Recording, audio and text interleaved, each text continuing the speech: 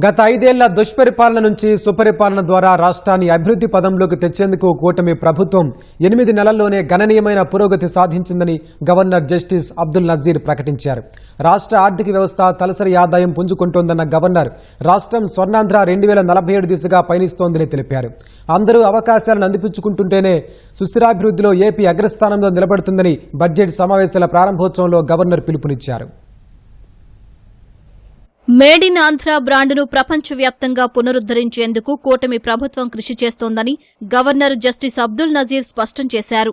Assembly budget సమావేశాల ప్రారంభం సందర్భంగా వైసీపీ సభ్యుల నినాదాల మధ్యే ఉభయ సభల్ని ఉద్దేశించి ప్రసంగాన్ని ప్రారంభించిన గవర్నర్ కూటమి ప్రభుత్వ ప్రాధాన్యాలను వివరించారు. In the past 8 months, my government has taken significant strides in getting the state back on track from the previous misrule and misgovernance towards the path of development to an accountable and good governance. We have revived 74 out of 93 currently central sponsored schemes which were sponsored by previous regime by clearing liabilities of 9,371 crores. This has triggered further releases from the Government of India for the current and future years. To revive the economic activity and rebuild confidence on brand Andhra Pradesh, we have cleared bills of rupees 10,125 crores relating to irrigation, roads and other works. Strengthen the local governance by releasing long-pending liabilities of rupees 2,488 crore of Finance Commission age grants. Super 6 హామీల్లో మిగిలిన పథకాల అమలుకు కట్టుబడి ఉన్నట్లు governor తెలిపారు. ప్రజల భవిష్యత్తు కోసం 10 సూత్రాలు అమలు చేస్తున్నామని చెప్పారు. We are going to implement Talliki Vandanam, providing financial support to mothers so that the education of the children doesn't become a burden to the family.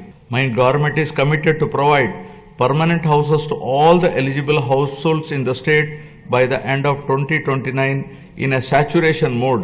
During the last 8 months, 1.14 lakh houses were completed. We are actively working to complete 6.34 lakh pending houses while providing land 3 cents in rural areas and 2 cents in urban areas to our landless families. By the end of first year of our government, we will be completing 4 to 5 lakh of houses for urban and rural poor. మహిళలపై అఘాయిత్యాల్ని ఉపేక్షించేది లేదని, సామాన్యుల భద్రతే ప్రభుత్వ ప్రథమ ప్రాధాన్యతని governor స్పష్టం చేశారు. 20,000 CC కెమెరాలతో cloud ఆధారిత IP CCTV నిఘా వ్యవస్థను రాష్ట్రంలో మోహరించినట్టు తెలిపారు. We have laid a strong foundation by launching 22 new policies that will drive sustained growth and prosperity. I am proud to share that our efforts are already showing results. We are attracting global giants like Google, ArcelorMittal Steel Company, Tata Power, Grenco Group, BPCL, TCL and others with massive investments. To date, investors have pledged investment of rupees 6.5 lakh crore with an employment potential of 4 lakh jobs. As per the first advance estimates for 2024-25, Andhra Pradesh economy has expanded to rupees 16 lakh crore, up from 14.22 lakh crore last year. Our per capita income has also increased to rupees 2.6 lakhs, up from 2.3 lakh in the previous year. My government is now embarking on this pioneering journey towards Swarna Andhra at 2047.